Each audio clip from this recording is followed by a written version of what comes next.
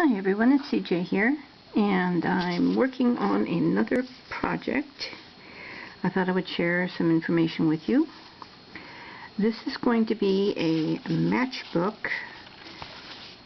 Well, I don't know if we'll call it a journal or not, but we'll call it a holder, in which we will have some papers that could possibly be either a front or a back piece for our deconstructed art journaling pages, like this.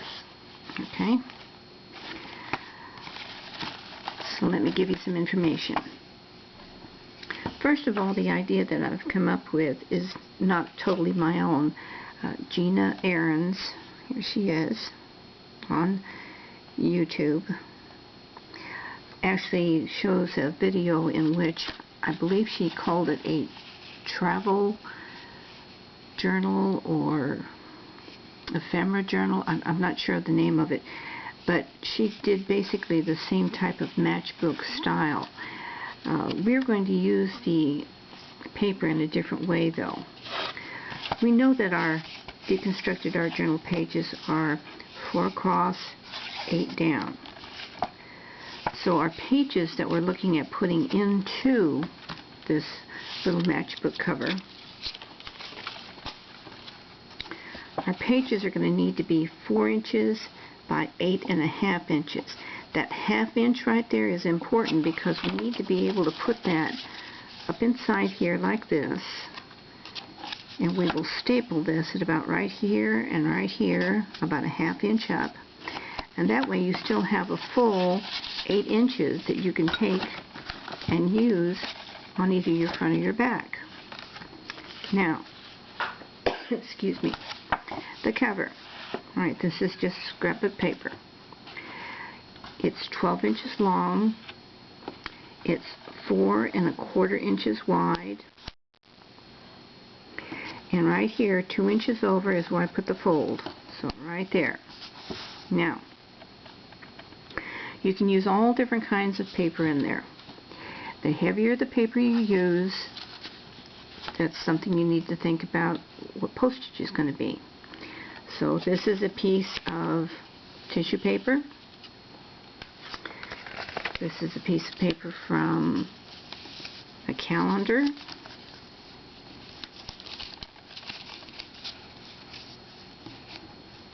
Actually, let's back up. This is actually from a napkin. This is the single sheet from a napkin.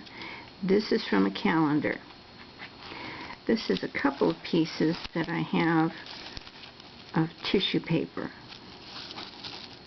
Okay. This is paper from a Chinese newspaper. I have gift wrapping paper.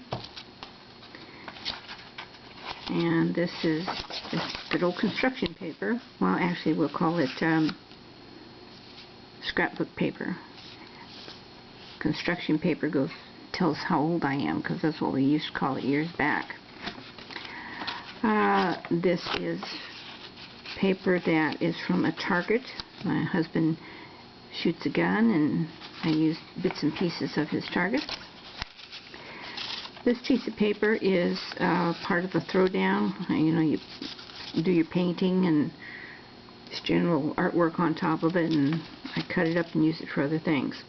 Okay, now at this point, let's see how many pieces we've got here. We've got 1, 2, 3, 4, 5, 6, 7, 8. Let's go 2 more.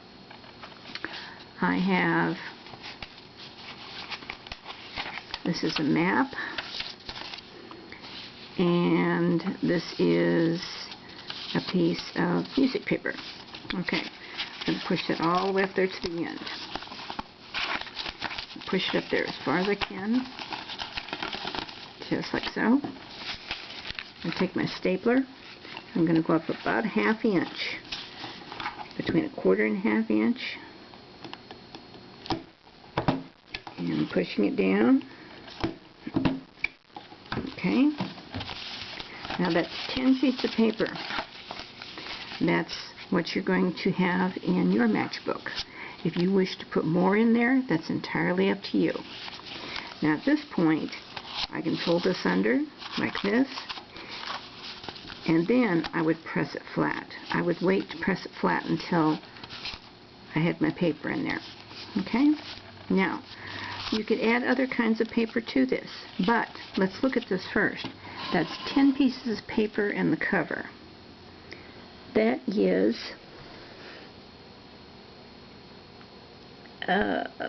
let's see, just a little over 1/4 ounce. Now, if I added my envelope, there's my envelope, right there,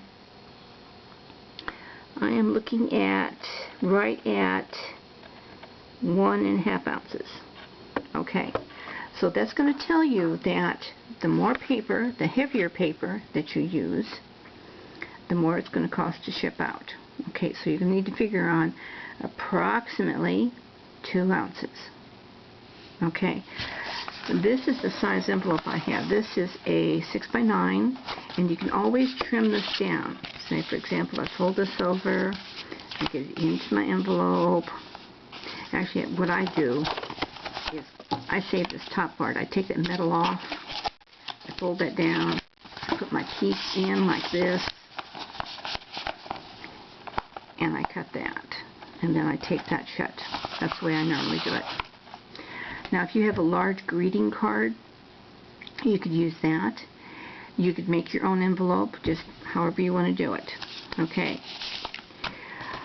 You can have all kinds of other paper. You can have origami paper. You can have, this is just, let me get it right, scrapbook paper. I almost said it wrong again. This is paper from, oh, I think it was some kind of bookkeeping form I had. These are jelly prints. This, I'm not sure what this is. This is super heavy. It's almost like a mulberry paper. And then graph paper. So it gives you different types of paper that you could possibly use. You could add in all kinds of book paper, like from children's books,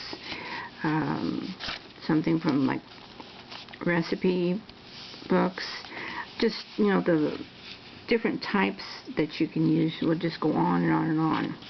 So, let's look at this again. You know, I've got that stapled in there and I can't show you. We said that from here to here, that fold was 2 inches. The entire size, the whole thing, was 12 inches by 4 1/4. Sorry about that, I messed it up. The paper that you're putting in there is going to be 4 inches by 8.5 inches. Remember, we said that 1/2 inch represents the amount up here that could get stapled into, because we want to be able to use a piece of this to go on either the front or the back. Okay? Now it's up to you what kind of paper you use. If you're using deli paper, comic strips, doodles, tissue paper, text, whatever. I'm not putting any kind of limits on that.